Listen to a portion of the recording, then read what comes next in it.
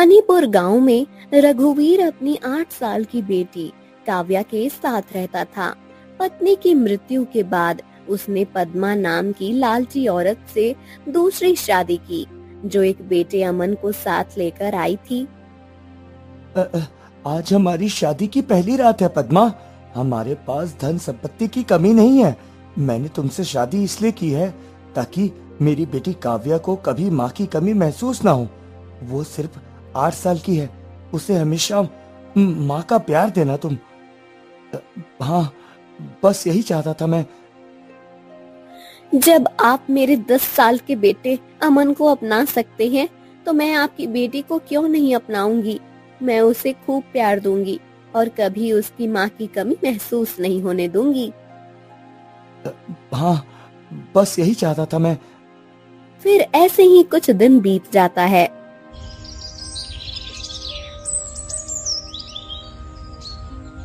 बेटा, बस कुछ दिनों की बात है, जल्दी ही तुम्हारे पास सब कुछ होगा। ये सारी संपत्ति और जो कुछ भी है सब तुम्हारा होगा। मैं ये सब तेरे नाम करवाऊंगी, चाहे इसके लिए मुझे जो करना पड़े। तभी काव्या आ जाती है।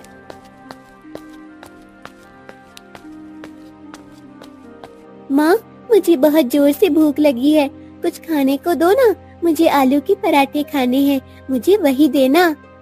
अच्छा ठीक है काव्या, बैठो, मैं तुम्हारे लिए अभी बना कर लाती हूँ। इतना कहकर पद्मा किचन में जाती है।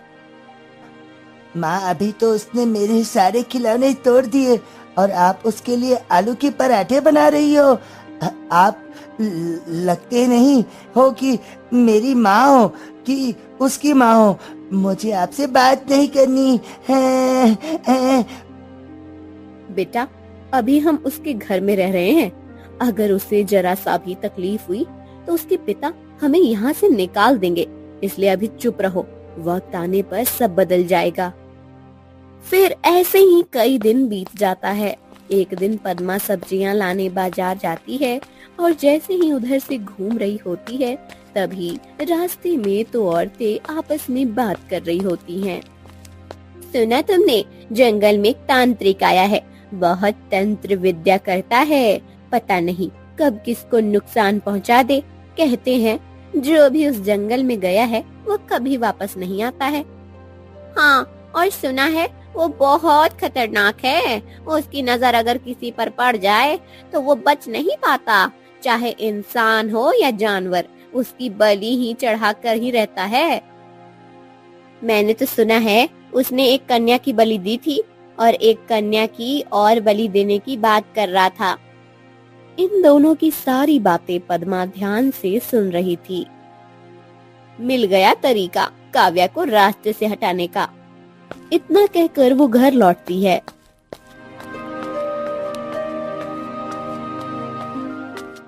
अरे, कहाँ रह गई थी इतनी देर? बाजार से आने में इतना समय लग गया। हाँ, कुछ नहीं, बस भीड़ थी। अच्छा ठीक है, चलो अब कुछ अच्छा सा खाना बना दो। हाँ जी, अभी बनाती हूँ। जल्द ही सब कुछ अमन का होगा, बस कुछ दिन की ही बात है। उसके बाद तो इस काव्या को हमारे रास्ता से तो हटाना ही पड़ेगा। फिर इतना कहकर अगले दिन सुबह होते ही पद्मा घने जंगलों की तरफ निकल पड़ती है और कुछ ही देर में तांत्रिक के गुफा के पास पहुंचती है। आओ पद्मा। मैं जानता था तुम मेरे पास जरूर आओगी। हाँ, आप कैसे जानते हैं? क्योंकि तुम्हारे मन में जो लालसा है वो सिर्फ मैं ही पूरा कर सकता हूँ। तांत्रिक महाराज, मैं चाहती हूँ कि मेरे बेटे अमन को रघुवीर की सारी संपत्ति का मालिक बना दिया जाए, लेकिन उसकी बेटी काव्या हमारे रास्ते की सबसे बड़ी रुकावट है। आप उसे हमारे रास्ते से हटा दीजिए। अच्छा, उसकी कुंडली दिखाओ। मेरे पास नहीं है, पर उम्र 8 साल 2 महीने है। नाम काव्या है। वो रघुवीर की पहली संतान है। उसकी माँ मर चुकी है। अनर्थ, ये लड़की साधारण नहीं है। इसके भाग्य में अपार दौलत और एक रहस्य छुपा है। मैं इसे सीधे नहीं मार सकता। महाराज, कुछ तो उपाय बताइए। अगर ये जीवित रही तो मेरा बेटा कभी वारिस नहीं बन पाएगा। इसे मारना मुश्किल है पर असंभव नहीं। जंगल के दक्षिण में एक श्रापित गुफा है, उसे वहां छोड़ दो। गुफा की शक्ति ही उसका अंत कर देगी। हाँ, आपका बहुत बहुत धन्यवाद महाराज, आपने मेरी सबसे बड़ी मुसीबत का हल दे दिया। इसमें मैंने कुछ नहीं किया, ये विधि का विधान है और इसकी भविष्यवाणी पहले से ही हो चुकी है। मैं तो बस इसका मार्गदर्शक हूँ।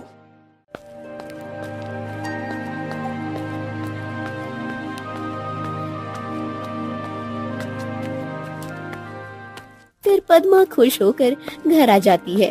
तभी काव्या आती है। आप कहाँ चली गई थी? मुझे कब से भूख लगी है, मुझे जल्दी से कुछ बना कर दे दो ना। हाँ काव्या बेटी, अभी लेकर आती हूँ। हाय रे मेरी किस्मत, जिसे मैं अपने रास्ते से हमेशा के लिए हटाना चाहती हूँ, उसी के लिए मुझे रोज रसोई बनानी पड़ रही है। लेकिन अब ज्यादा दिन नहीं, बस एक दिन और, फिर ये मेरे जीवन से हमेशा के लिए दूर हो जाएगी और मुझे कोई रोकने वाला नहीं होगा।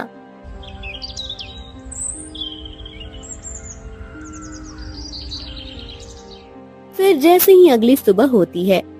काव्या बेटा, क्या कर रही हो? कुछ नहीं माँ, बस ऐसे ही आंगन में खेल रही थी।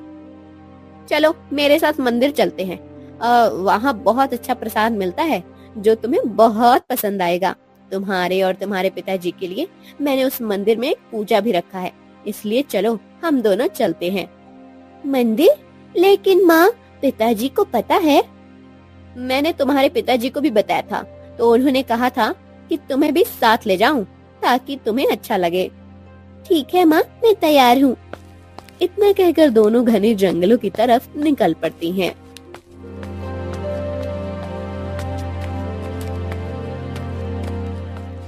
माँ, यहाँ बहुत डरावना लग रहा है, अब घर वापस चलो ना, मैं पिताजी के पास जाना चाहती हूँ। बेटा चिंता मत करो, बस थोड़ी दूर पर मंदिर है, हम दर्शन करेंगे और तुरंत वापस लौट जाएंगे, इसलिए डरने की कोई बात नहीं है। इतना कहकर पद्मा गुफा के पास ले जाती है।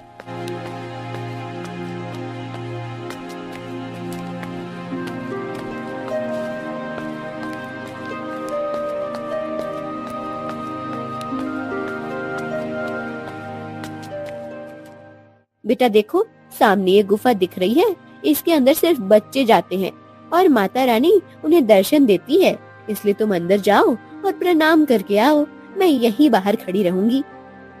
माँ, मुझे डर लग रहा है, मैं अकेले नहीं जाऊंगी, आप भी चलो ना। अब देखो बेटा, अगर अंदर बड़ों को जाने की अनुमति होती तो मैं जरूर तुम्हारे साथ जाती। मैं तुमसे बहुत प्रेम करती हूँ, लेकिन ये माता का नियम है कि सिर्फ बच्चे ही अकेले अंदर जाएं। अच्छा ठीक है माँ, मैं जाती हूँ। काव्या गुफा के अंदर चली जाती है। अब मुझे यहाँ से जल्दी निकलना होगा, इस जंगल में जो भी गया वो कभी वापस नहीं आया और ये भी अब लौट कर नहीं आएगी। पद्मा वहाँ से चली जाती है।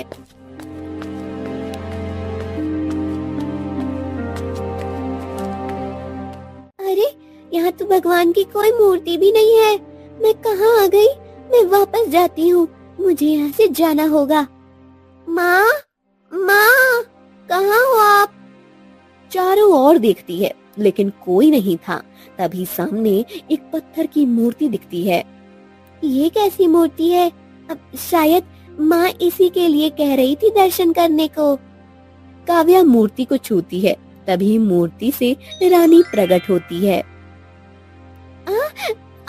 आप कौन है? मुझे छोड़ दीजिए, मैंने कुछ नहीं किया। डरो मत बेटी, मैं कई वर्षों से इस पत्थर की मूर्ति में श्रापित थी। तुम्हारे स्पर्श से मेरा श्राप टूट गया और मैं अब आजाद हूँ।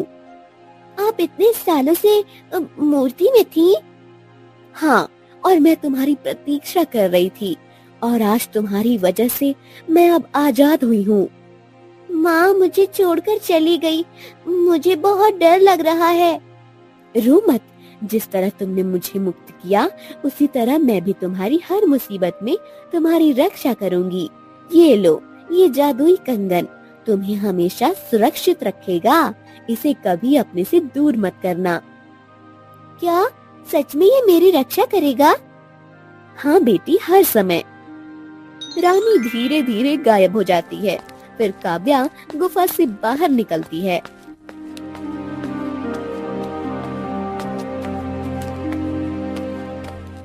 ये कंगन मैं हमेशा अपने पास रखूंगी। शायद मैं सही सलामत अपने घर वापस जा सकूं। थोड़ा आगे बढ़ती है, तभी कालिया डाकू अपने आदमी के साथ आ जाता है। अरे वाह, आज तो किस्मत मेरे दरवाजे पर खुद चलकर आ गई। एक बच्ची और ऊपर से शक्ल सूरत से बिल्कुल अच्छे घराने की लग रही है। इसे अगवा करके बेच देंगे तो ढेरों सोना चांदी और पैसे हमारे हाथ आएंगे। हाँ मालिक, आप बिल्कुल सही कह रहे हैं। इसके कपड़े और चेहरे देखकर ही लग रहा है कि इसके घर वाले बहुत अमीर होंगे।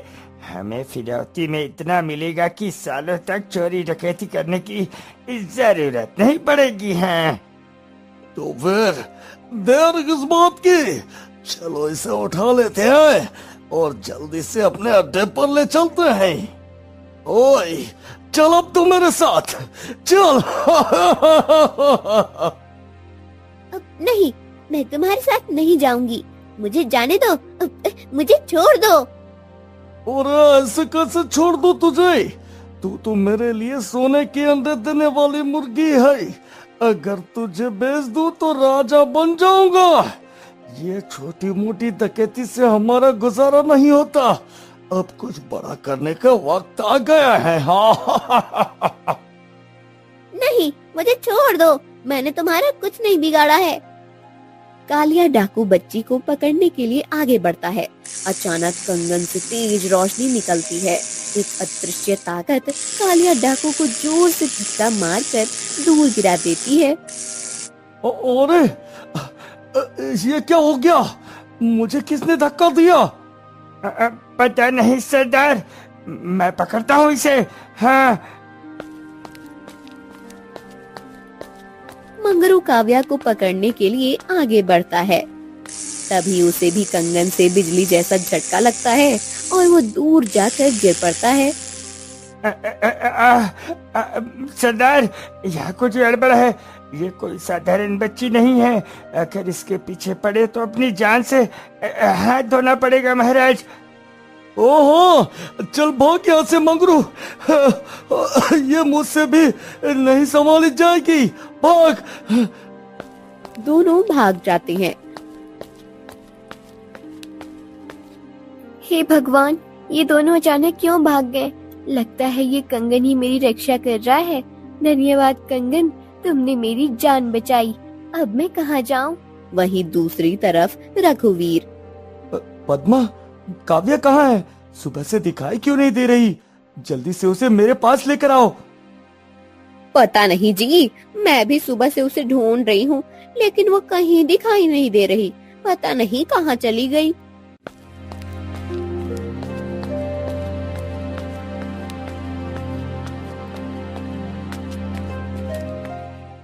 पिताजी पिताजी, मैंने काव्या को जंगल की तरफ जाते हुए देखा था। वो भी अकेली है। क्या? जंगल की तरफ? नहीं नहीं, वो तो बहुत खतरनाक है और वहाँ खतरनाक जंगली जानवर है। हे भगवान, मेरी बेटी की रक्षा करना। हे भगवान। हरिया, बिरजू, जल्दी आओ, पता लगाओ मेरी बेटी कहाँ है। उसे कुछ नहीं होना चाहिए, चाहे तुम्हें जमीन छानना पड़े या आसमान। मुझे मेरी बेटी सही सलामत वापस चाहिए। जल्दी आओ। जी मालिक, मैं छोटी बेबी जी को लेकर ही आऊंगा, चाहे इसके लिए मुझे जो भी करना पड़े। पर मैं आपका भरोसा नहीं तोड़ूंगा मालिक, अपनी तरफ से पूरी कोशिश करूंगा। हरिया और बिरजू निकल पड़ते हैं।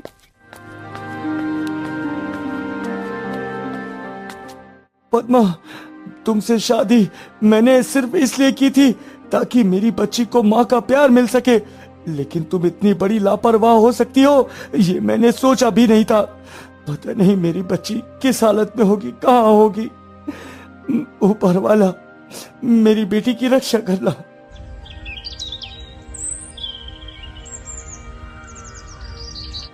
कई दिन बाद जंगल में काव्या भूखी प्यासी थकी हुई एक पेड़ के नीचे बेहोशी की हालत में बैठी थी।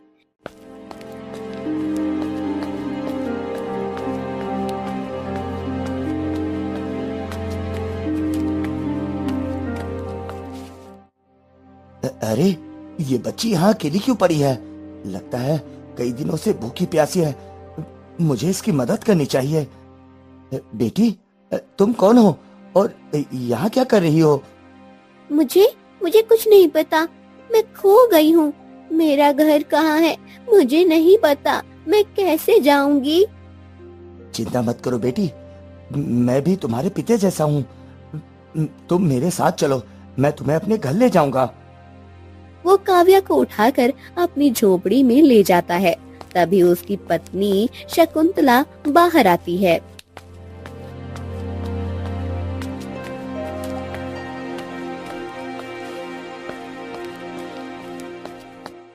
अरे भाग्यवान, ये बच्ची कहाँ से ले आए? ये जंगल में पेड़ के नीचे बैठी हुई थी, भूखी प्यासी। इसे कुछ नहीं पता था, तो मैंने सोचा इसे अपने साथ ले जाऊं। अच्छा किया। वैसे भी हमारे कोई संतान नहीं है और हमारी एक बेटी थी जो कई साल पहले हमें छोड़कर चली गई। लेकिन ना जाने क्यों इस बच्ची को देखकर लगता है जैसे वो हमारी ही हो। हाँ भाग्यवान, अब से ये हमारे साथ ही रहेगी। हाँ।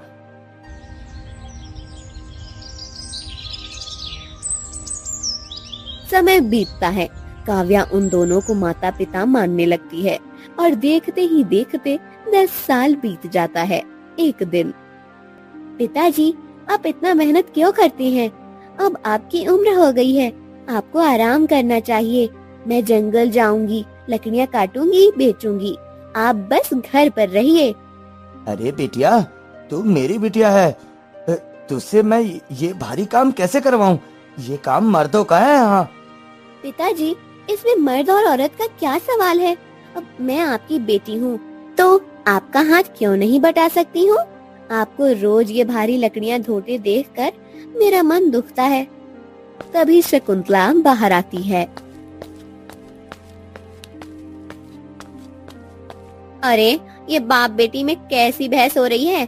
जरा हमें भी बताओ। माँ, पिताजी मुझे जंगल नहीं जाने देंगे। मैं कह रही हूँ कि मैं भी लकड़ियाँ काटूंगी, लेकिन ये मानते ही नहीं। बेटी, तेरी उम्र ही क्या है? अभी तो तुझे आराम से खेलना और अच्छा खाना पीना चाहिए। माँ, पिताजी इतने बूढ़े हो गए हैं, मैं कैसे उन्हें अकेला ये सब करने दूँ? इतना कहकर गणेश और काव्या जंगल की ओर निकल जाते हैं। शकुंतला उन्हें देखती रहती है।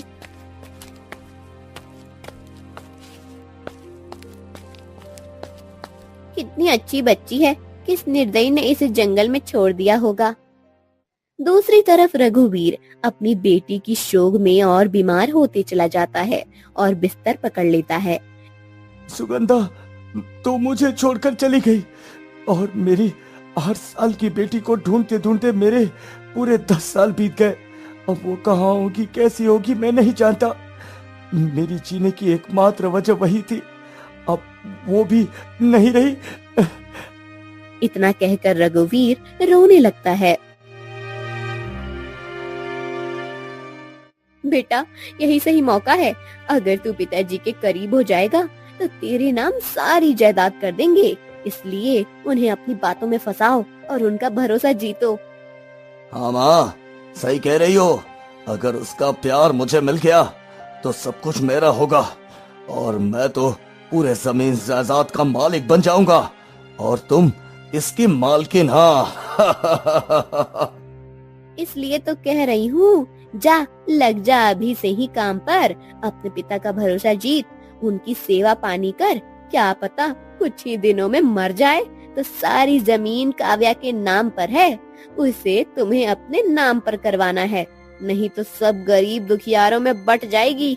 इसलिए कह रही हूँ। हाँ ठीक है माँ, तुम ठीक कहती हो, जाता हूँ पिताजी के पास। अमन उदास चेहरा बनाकर रघुवीर के पास आता है।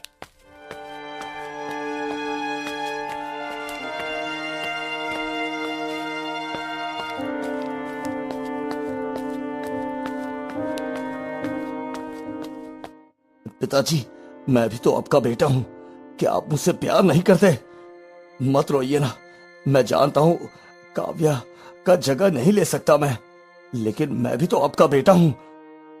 नहीं बेटा, ऐसा मत कहो। मैं तुमसे भी उतना ही प्यार करता हूँ जितना अपनी बेटी से करता था, पर वो यादें मुझे छोड़ती ही नहीं। पिताजी, आपको अब उसे भूल जाना चाहिए, इतने साल हो गए पिताजी।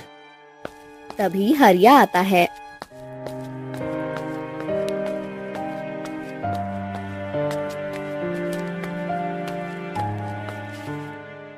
मालिक, पिछले 10 साल से आसपास के हर गांव में ढूंढ लिया, लेकिन काव्या बिटिया का कोई पता नहीं चला। माफ कीजिए, लेकिन मुझे नहीं लगता कि अभी वो जिंदा होगी। हाँ, तुम शायद सही कह रहे हो। अब मुझे उसे भूल जाना चाहिए।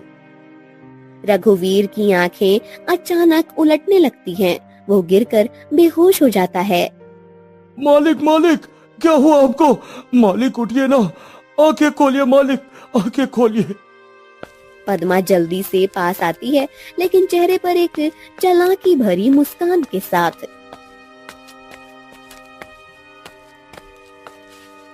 हरिया, मालिक का तबीयत अब ठीक नहीं लग रहा, दिन प्रतिदिन बिगड़ता ही जा रहा है। तो मैं सोच रही हूँ जितने भी जमीन जायदाद हैं, सबका कागज तैयार कर और उसी कागज पर मालिक का अंगूठा लगवा दे, ताकि सारी जमीन अमन के नाम हो जाए। लेकिन मालकिन, मालिक अभी ठीक नहीं है। जब ठीक हो जाएंगे तो खुद ही अपने बेटे के नाम कर देंगे। हाँ, मैंने जितना कहा है उतना ही करो, ज्यादा बोलने की जरूरत नहीं है। कागज तैयार करो, जमीन, घर, हवेली, सब कुछ अमन के नाम। लेकिन मालकिन, मालिक का अंगूठा, वो भी बेहोशी की हालत में। तुम बस मेरी बात मानो, आज अगर ये मौका निकल गया तो फिर हाथ नहीं आएगा। जी मालकिन, सब कुछ दिनों में मैं सारे कागज तैयार करवा देता हूँ। हाँ। वहीं दूसरी तरफ गांव में मेले की तैयारी होती है। माँ, पिताजी, मैं सोच रही हूँ इस बार मेले में लकड़ियाँ बेचने चलूं, बहुत अच्छे पैसे मिलेंगे। बेटी, मेले में भला लकड़ियाँ कौन खरीदेगा? अरे भाग्यवान, तुझे क्या पता, मेले में लकड़ियाँ ही तो सबसे ज्यादा बिकती है। इस बार हम सिर्फ लकड़ियाँ ही नहीं, खिलौने भी रखेंगे। हाँ हाँ पिताजी, मैं भी तो यही कह रही थी।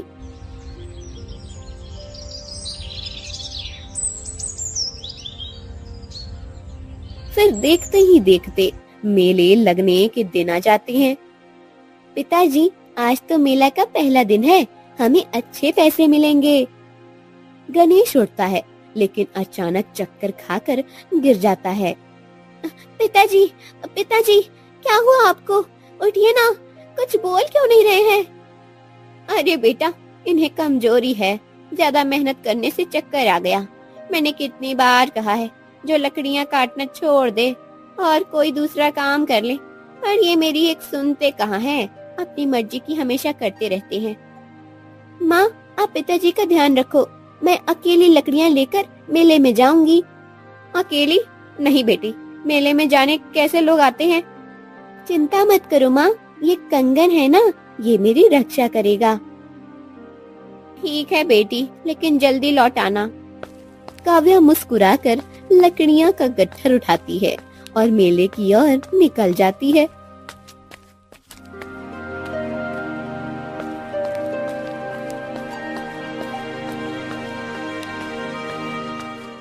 तभी एक जमींदार की नजर काव्या पर पड़ती है। अरे ये लड़की, अरे ये चेहरा, नहीं नहीं, ये शक्ल तो मैंने पहले भी देखी है, बिल्कुल वैसे ही जैसी मेरी बहन की बेटी, मेरी अपनी भांजी। अरे ये तो हूबहू उसी की तरह दिख रही है, कहीं ये वही तो नहीं? नहीं, मुझे इसके पास जाकर सच्चाई जाननी ही होगी, चाहे जो भी हो जाए। हाँ जमींदार साहब, आप ऐसा क्यों कर रहे हैं? ये आपकी पहचान की कैसे हो सकती है? ये तो हमारे जंगल के पास वाले पुराने घर में रहने वाली गरीब माँ बाप की बेटी है, बचपन से यही रही है। मैं कह रहा हूँ ना, इसकी शक्ल मेरे दिल के कितने करीब है कि जैसे खून का रिश्ता हो। मैं इसको ऐसे जाने नहीं दूंगा, मुझे खुद इसके मुंह से सच सुनना होगा। हाँ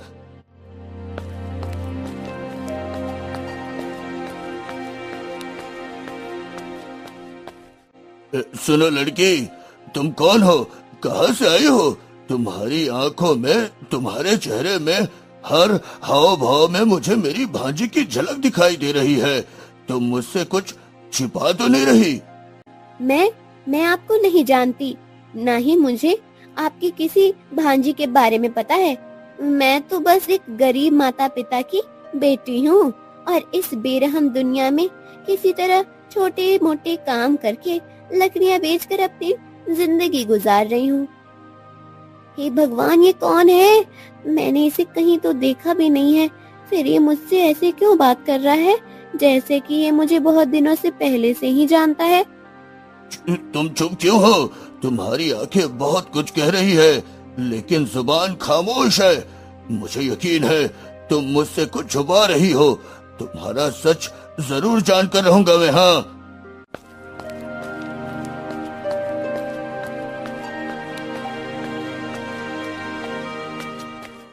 इतना कहकर जमींदार वहाँ से चला जाता है। तभी वहीं तांत्रिक आता है।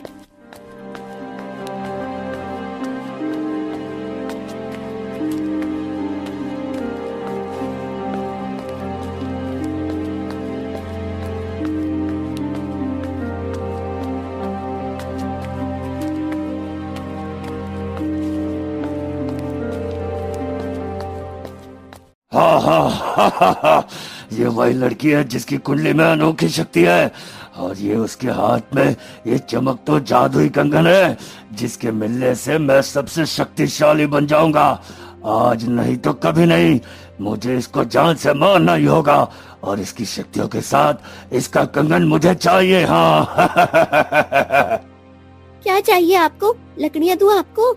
ये अच्छी वाली लकड़ियाँ हैं, इससे आप जो बनाना चाहते हो सभी चीज बन जाएंगे। अरे लड़की, मुझे तुम्हारी लकड़ियाँ नहीं चाहिए, मुझे चाहिए तुम्हारा कंगन और तेरे भीतर जो शक्ति है।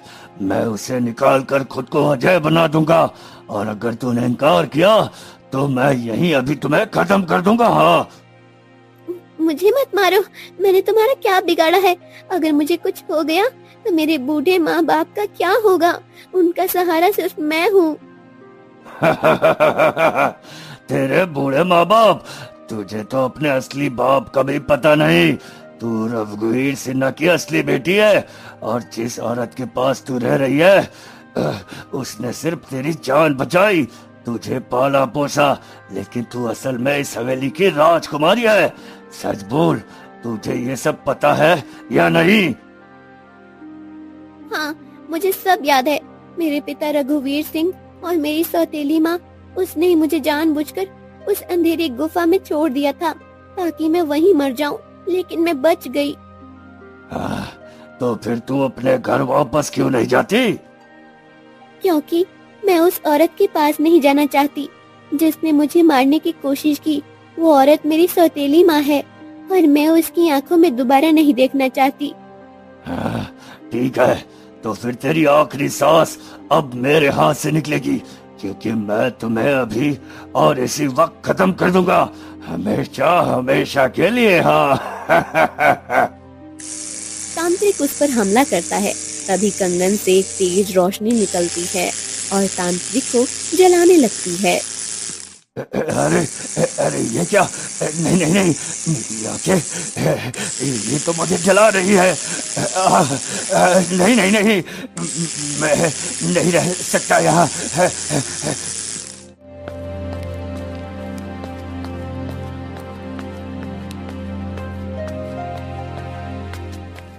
इतना कहकर तांत्रिक वहाँ से भाग जाता है, लेकिन तांत्रिक और काव्या की सारी बातें हरिया जो कि बगल में खड़ा होता है वो सब सुन लेता है।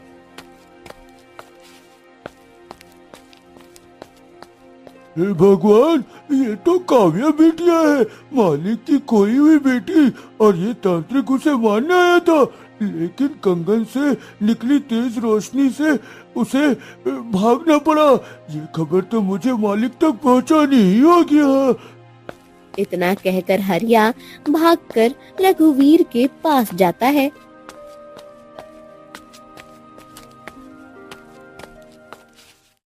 मालिक गजब हो गया, ऐसा खबर लाया हूँ कि आपका दिल दहल जाएगा मालिक। अब इससे बड़ा अनर्थ क्या होगा? मेरी बेटी चली गई, पत्नी चली गई, मैं खुद बीमार हूँ, क्या बचा है मेरे पास अब? मालिक, आपकी बेटी काव्या बिटिया जिंदा है।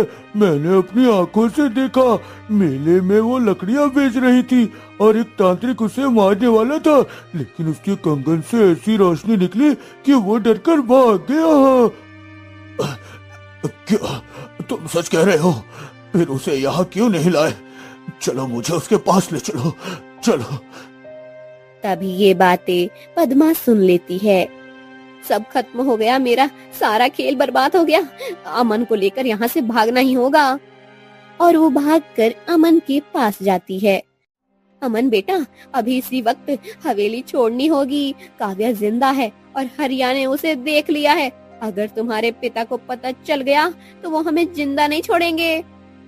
माँ, क्या हो गया? हम तो अमीर होते होते रह गए, अब क्या करेंगे? पहले यहाँ से निकलो, फिर आगे की चाल चलेंगे। पहले जान बचाओ, नहीं तो हम मारे जाएंगे और किसी को पता तक नहीं चलेगा। पद्मा कहाँ है? तो जल्दी मेरे पास आ, मेरे सामने आ। आज मैं तुझे जिंदा नहीं छोड़ूंगा। तेरी वजह से मेरी बेटी मुझसे दूर हो गई, मैं तुझे बख्शूंगा नहीं। मालिक, मैंने पूरा घर छान मारा, लेकिन न पद्मा मिली न अमन। लगता है दोनों सब पता चल गया होगा और घर छोड़कर भाग गए। अब देर मत कीजिए, हमारे साथ चलिए, हम काव्या बेटी को वापस ले आएंगे। हाँ चल हरिया, मुझे अपनी बेटी किसी भी हालत में चाहिए, चाहे इसके लिए मुझे कुछ भी क्यों ना करना पड़े। मेरी बच्ची 10 साल से पता नहीं कैसी हालत में रही होगी। चल अमन बेटा, जल्दी चलो, हमें तांत्रिक की गुफा में पहुंचना होगा, वही हमारी आखिरी उम्मीद है। माँ, इतनी जल्दी क्यों भाग रहे हैं? बेटा, अगर तांत्रिक ने हमारी मदद नहीं की तो सब खत्म हो जाएगा। वह लड़की अब तक जिंदा है और उसे सब याद भी है। अगर वो हवेली पहुंच गई तो हमारा खेल खत्म हो जाएगा। तो आ गई आखिरकार। मैं भी कब से तुम्हारे आने का इंतजार कर रहा था। मैंने काव्या को मारने की कोशिश की थी, लेकिन उसके भीतर कोई ऐसी अदृश्य शक्ति है जो उसकी रक्षा कर रही है। मैं हार मान कर लौट आया। हाँ। बाबा, अब तो आप ही हमारी मदद कर सकते हैं। उसकी याददाश्त मिटा दीजिए ताकि वो हमें पहचानने से इनकार कर दे और हमें अपना समझने लगे। हाँ, तुम सही कहती हो, उसने मुझे भी अपमानित किया है। सबके सामने मेरी इज्जत की मिट्टी मिल गई। मैं अभी उसकी सारी याददाश्त खत्म कर देता हूँ। हाँ।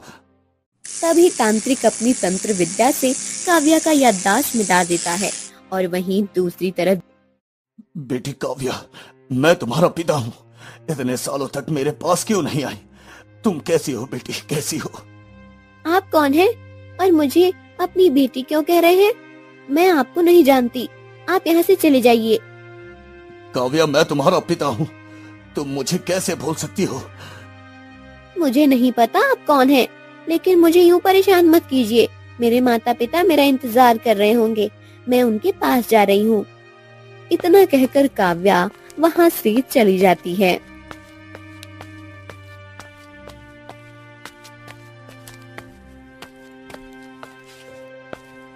मालिक, ये तो अभी कह रही थी कि उसे सब याद है, अब अचानक ये सब कैसे भूल गई मालिक?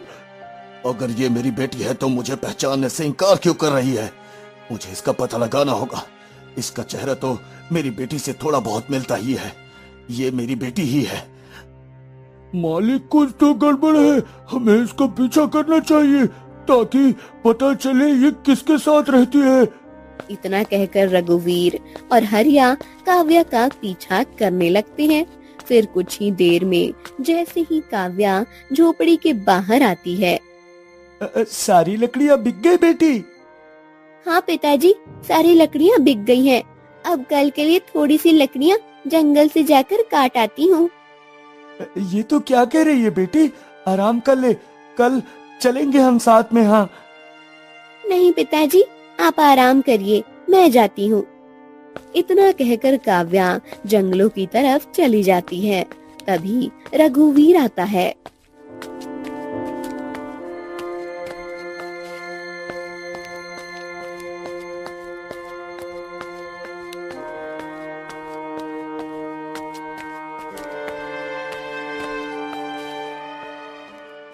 ये लड़की कौन है और कब से तुम्हारे पास है? मुझे इसकी पूरी जानकारी चाहिए। मालिक, ये लड़की मुझे जंगल में मिली थी। उस वक्त ये 8 साल की थी। 3 दिन से भूखी प्यासी बैठी थी। मैं इसे अपने घर ले आया, तब से ये हमें माता पिता मानती है। देख हरिया, मैंने कहा था ना, ये मेरी बेटी है, ये मेरी ही बेटी है। क्या ये आपकी बेटी है? नहीं, ऐसा नहीं हो सकता है। हाँ, 8 साल पहले मेरी दूसरी पत्नी पद्मा ने इसे जंगल में छोड़ दिया था, जमीन की लालच में। लेकिन ये आपको पहचान क्यों नहीं रही है? यही तो मैं भी सोच रहा हूँ, और यही वजह है कि मुझे इसकी याददाश्त वापस लानी होगी। नहीं, ये आपकी बेटी नहीं हो सकती। ये मेरी बेटी है। मैंने इसे पाल पोस कर बड़ा किया है और ये मुझसे बहुत प्यार करती है, और हम दोनों इसके बिना नहीं रह सकते। आप लोग चले जाइए यहाँ से। हाँ। फिर रघुवीर सिंह कुछ नहीं कहता और वहाँ से घने जंगलों की तरफ चला जाता है और एक पेड़ के नीचे बैठकर कहता है, हे भगवान, अब मैं अपनी बेटी की याददाश्त कैसे वापस लाऊं? कुछ समझ नहीं आ रहा। मैं इतना परेशान हूँ कि दिल फटा जा रहा है। कोई तो मेरी मदद करो। मैं अपनी बेटी को ऐसे खो नहीं सकता। तभी एक तेज रोशनी के साथ सुगंधा की आत्मा प्रकट होती है। जी आप मत रोइए, हमारी बेटी की याददाश्त वापस आ जाएगी। तुम सुगंधा, तो क्या सच में तुम? मैं कोई सपना देख रहा हूँ क्या? नहीं जी, आप कोई सपना नहीं देख रहे हैं, मैं सच में आपके सामने हूँ। तो फिर हमारी बेटी को क्या हुआ? उसकी याददाश्त कैसे वापस आ सकती है? उसकी याददाश्त सिर्फ एक तंत्र विद्या का परिणाम है। तांत्रिक ने उस पर तंत्र विद्या किया है और ये सब पद्मा ने करवाया है, जिससे हमारी बेटी की सारी यादें मिटा दी गई हैं। तो फिर इसकी याददाश्त कैसे वापस आएगी ताकि वो मुझे पहचान सके और मेरे साथ घर लौट आए? उसकी याददाश्त तभी वापस आएगी जब उसके हाथ का वो कंगन, जिसे तांत्रिक ने भी नहीं छुआ, पद्मा के सामने रखकर सारी सच्चाई उससे कहोगे, तभी उसे सब याद आ जाएगा। सच में? हाँ, वो कंगन उसे हर मुसीबत से बचाता आया है। ये उसका वरदान है। ठीक है, मैं वैसा ही करूँगा। रघुवीर वहाँ से उठकर झोपड़ी की ओर जाता है। आप यहाँ क्यों आए हैं? चले जाइए, मैं आपकी बेटी नहीं हूँ। आप यहाँ से चले जाइए। नहीं काव्या, तुम मेरी ही बेटी हो। तुम्हारी याददाश्त तांत्रिक और पद्मा ने मिलकर मिटा दी है। मैं तुम्हारी याददाश्त वापस लाऊंगा, रुको। रघुवीर उसके हाथ से कंगन निकालकर नीचे रख देता है। तुम मेरी बेटी हो काव्या। करीब 8 साल पहले पद्मा ने तुम्हें मुझसे अलग कर दिया था और जंगल में छोड़ दिया था। कुछ याद करो बेटी, कुछ याद करो। अचानक एक तेज रोशनी काव्या के शरीर को घेर लेती है। मुझे सब याद आ गया। पिताजी, कैसे पद्मा माँ ने मेरे साथ ये सब किया था, कैसे आपसे मुझे दूर कर दिया था। मेरी बेटी, मैं तुम्हें फिर कभी नहीं खोऊंगा। नहीं खोऊंगा बेटी। पिताजी, मैं आपके साथ तो चलूंगी, लेकिन अपने इन दोनों माता पिता को भी नहीं छोड़ सकती। जब आप मेरे पास नहीं थे, तब इन्होंने मेरा बहुत ख्याल रखा है। ठीक है बेटी, तुम दोनों हमारे साथ चलो। हमारे पास जमीन जायदाद बहुत है, लेकिन परिवार के नाम पर कुछ बहुत कम लोग हैं। अब हम सब मिलकर एक परिवार की तरह रहेंगे। रघुवीर काव्या के साथ गणेश और शकुंतला को भी लेकर हवेली लौट आते हैं और सब एक साथ रहने लगते हैं।